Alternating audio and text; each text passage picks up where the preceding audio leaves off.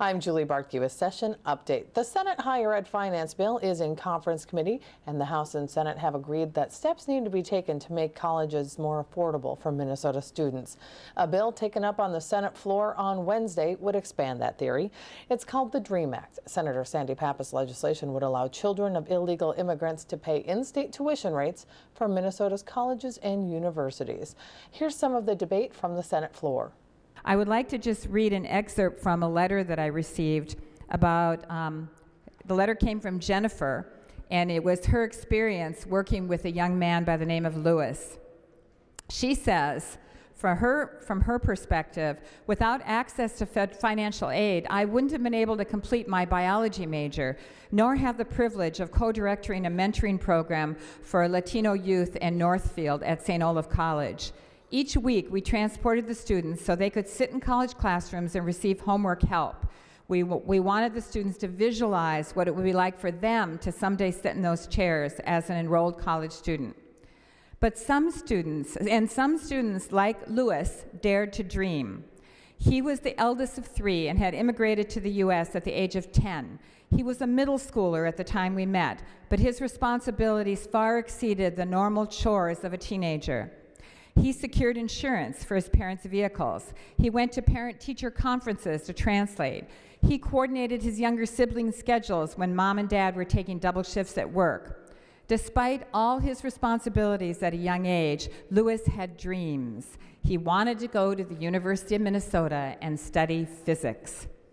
When he came home one day and unrolled the sheet his guidance counselor provided about physics programming at the U, his parents responded, "Lewis, we wish we could because we love you."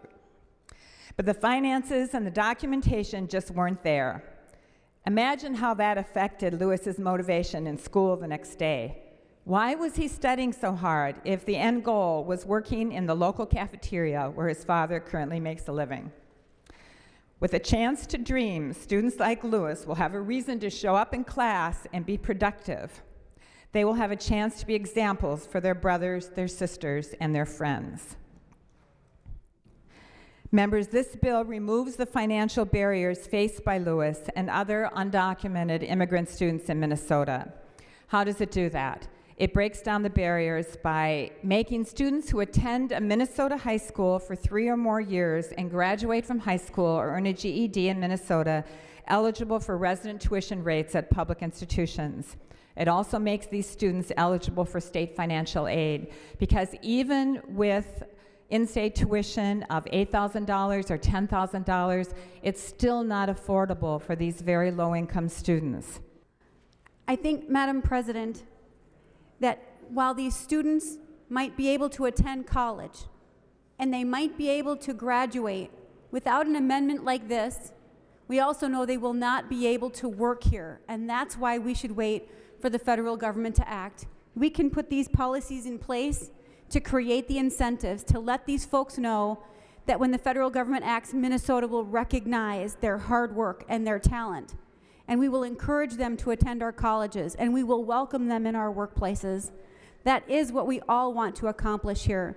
I really wish that we could say that the federal government is going to act soon, but we know the federal government, and we've been waiting for more than a decade for them to act on immigration reform or even to pass the National DREAM Act.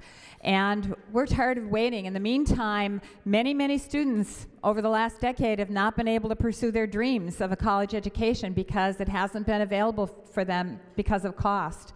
So I just don't think we can ask these students to wait and be patient again, because maybe this year the feds will finally act and will finally create a path. And you know it's going to take a while for it, if it passes the House, for it to pass the Senate, and then they have to promulgate rules, and it's just going to take too many years. Meanwhile, the clock is ticking. The clock is ticking, and more students will be graduating from high school, and more students will not be able to go to college. We don't know if and when the federal government will act on this. I think it's more likely sooner than later, but we don't know. And we're kind of offering almost a false promise without that federal change.